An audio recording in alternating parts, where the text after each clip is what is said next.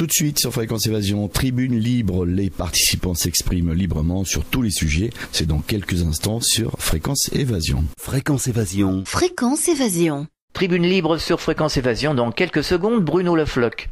Tribune libre sur Fréquence Évasion. Bruno Lafloc, bonjour et merci d'être avec nous. Bonjour à vous, Fréquence Évasion. Alors, j'espère que vous avez passé quand même de bonnes vacances. J'ai pas eu de vacances, mais parce que je travaillais, puis j'ai été blessé aussi, donc j'ai pas pu prendre de vacances. Mais oui, ça va, on essaie d'avancer, de s'organiser et de continuer surtout. Alors, quelles sont les nouvelles? Où en est le CNT? Le CNT, je ne sais pas, je n'en fais plus partie, j'ai été exclu il y a quelque temps. Je suis toujours dans le mouvement du 14 juillet. Je l'ai jamais quitté. Le CNT n'est plus cet outil juridique qu'on avait créé tous ensemble, mais est devenu une page, je dirais, commerciale au bénéfice de la démosophie. Donc, vu que je n'étais pas d'accord avec le principe, j'en ai été exclu. Pour ce qui est du mouvement du 14 juillet, la structure est en train de se faire et on a besoin d'action. Donc, puis vu les éléments du moment et les événements principalement actuels, politiques en France principalement, mais dans le monde surtout, il est grand temps pour nous d'agir et de réagir aussi. Donc on va profiter, si vous voulez, de cette occasion pour, puisque j'ai été condamné arbitrairement parce que je buvais un café sous le prétexte d'organisateur de manifestations non autorisées, alors que la France a déjà été épinglée sur le sujet et que le peuple français avait parfaitement le droit de manifester pacifiquement, même si c'est dans une manifestation non autorisée, c'est pas grave, on a le droit de s'exprimer. Donc la France avait déjà été épinglée, mais ça lui suffit pas, elle continue de faire des arrestations arbitraires. Bon, pas grave. Donc on va profiter de cette occasion, puisque je passe au tribunal, pas personnellement, on est 4 ou 5 ou 6 à passer au tribunal dans la journée du 18, donc 4 personnes à 9h le matin, les 4 premières personnes à avoir été incarcérées et avoir fait de la garde à vue. Donc on va profiter de cette occasion pour demander aux gens de s'organiser et de venir s'exprimer devant le tribunal d'instance, justement à Paris le 18 septembre à 9h. C'est le tribunal d'instance du 5e, la mairie du 5e, parce que les tribunaux d'instance maintenant sur Paris, ça se fait directement dans les mairies. Donc c'est la mairie du 5e arrondissement, j'ai plus trop l'adresse, c'est noté sur internet, le rendez-vous est noté sur internet, sur la page du mouvement du 14 juillet, sur la page officielle. Donc voilà, tout ce qu'on veut, c'est que les gens s'organisent d'eux-mêmes, fassent preuve d'initiative et de création et viennent pacifiquement, bien entendu, réaffirmer leur désaccord avec le système politique de nos jours et bien entendu montrer qu'ils sont là pour surveiller comment la justice va se comporter, notamment ce 18 septembre. Alors depuis le 14 juillet dernier, quel a été le chemin que vous avez fait donc à travers ce mouvement du 14 juillet? On a fait quelques réunions vis-à-vis du mouvement du 14 juillet. La dernière a eu lieu le 26.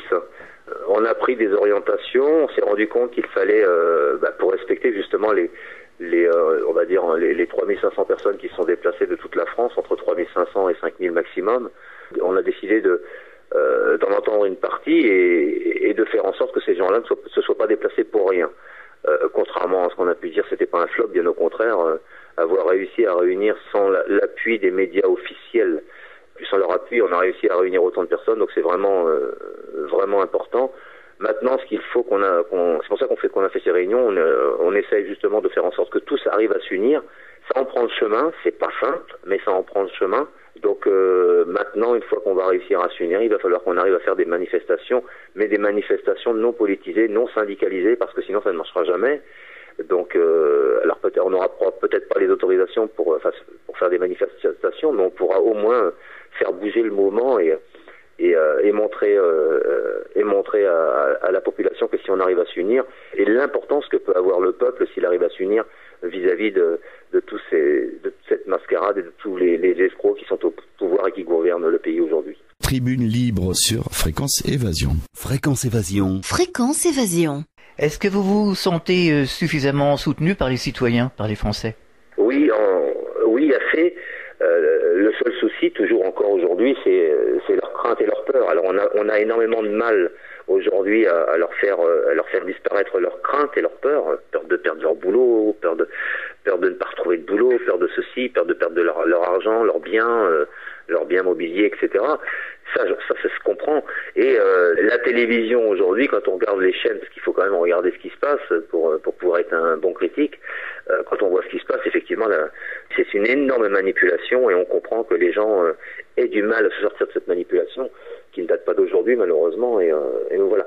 Par contre, l'éveil se fait bien. Maintenant, il faut qu'on aille à leur rencontre directement sur le terrain et qu'on leur explique et qu'on leur fasse comprendre que le peuple a un énorme pouvoir, que les politiques en ont peur, c'est la raison pour laquelle on ne nous donne pas la parole aujourd'hui, et qu'on est capable de faire, nous, exactement la même chose que ce qu'a pu faire l'Islande il y a quelques 2 ou 3 ans, je crois, dont on ne parle pas d'ailleurs en France. Mais justement, vous pourriez nous en dire un mot, justement sur l'Islande. On en entend très peu parler, c'est le moment. L'Islande a viré les politiciens, a repris son pouvoir, a fait en sorte que toutes les banques s'écroulent, et ça, c'est ce qui a marché, ça a très très bien marché aujourd'hui, et ils ont retiré leur argent, et toutes les banques se sont, parce que on le sait, hein, c'est le pouvoir, il est que par l'argent. Donc à partir du moment où on enlève le pouvoir de l'argent à la gouvernance, évidemment, il y a plus rien, quoi. Tout se casse la gueule, tout s'écroule. Donc c'est ce qu'a fait l'Islande et aujourd'hui ça se passe très très bien. Ils proposent un revenu universel, ils gèrent leur pays eux-mêmes, ils ont eu quelques difficultés, mais ça y est, ils commencent à reprendre la main dessus et tout se passe bien. Maintenant, on n'en entend absolument pas parler ici en Europe parce que ça pourrait donner envie à d'autres pays comme nous, comme la France et d'autres, à prendre le même chemin et le même exemple. Donc comme a essayé de le faire la Grèce et on lui a coupé l'herbe sous le pied en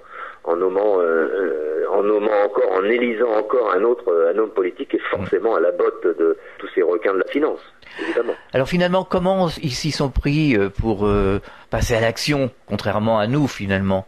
Pacifiquement, hein, comme nous, ils sont allés. Ça n'a pas été tout simple. Hein. Les militaires se sont opposés au départ contre le peuple.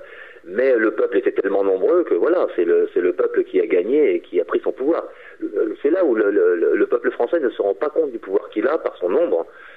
Si le peuple s'unit et décide de se reprendre en main, le peuple a un énorme pouvoir. Mais bien sûr, si on veut être crédible, il faut pas qu'il y ait des meneurs, oui, mais certainement pas d'hommes politiques ou d'hommes de tête qui veuillent prendre le pouvoir à la place du peuple. Il faut que ce soit réellement le peuple qui reprenne son pouvoir lui-même. Alors aujourd'hui, est-ce que vous avez des idées d'action pour l'avenir? Oui. Alors on peut pas trop en parler encore aujourd'hui, mais bon, la prochaine idée d'action, là, déjà, c'est de manifester. Et là, il faudrait que ce soit important, ce serait de manifester justement en nombre devant la mairie du 5e arrondissement le 18 septembre. Déjà, ce serait déjà un début pour nous réunir et justement pour qu'on puisse en discuter sur place. Quel serait le message que vous souhaiteriez adresser aux auditeurs? Celui que je viens de passer, de comprendre que le peuple français a un énorme pouvoir à partir du moment où il en a conscience. Dès qu'il en aura conscience, on va dire, ça y est, c'est gagné. Mais il faut qu'il en ait conscience. Il faut que le peuple de France comprenne qu'il a un énorme pouvoir et qu'il peut faire tout basculer, s'il le veut. Et même pacifiquement, il n'y a pas besoin de prendre les armes pour ça. Il suffit d'être suffisamment nombreux. Mais pour ça, il faut que le peuple se réveille. Et au regard de tout ce qui se passe aujourd'hui, je pense qu'il ne devrait tarder à se réveiller. Mais il faudrait qu'il se réveille avant qu'on passe à la guerre civile. Parce que sinon, on va y arriver, on va droit dedans. Donc on peut vous retrouver sur Internet? Oui, bien sûr. Alors vous pouvez me retrouver, mon nom c'est Bruno Michel Le Floch de Nantes, donc vous me retrouvez sur Facebook, et sinon vous me retrouvez également sur les pages de Debout les Français officielles et sur le MVT 14 entre parenthèses officielles sur les pages Facebook. D'accord. Voilà. Merci Bruno Le Floch, bonne chance pour la suite. C'est moi qui vous remercie, Fréquence Évasion, au revoir. Tribune libre sur Fréquence Évasion. Fréquence Évasion. Fréquence Évasion.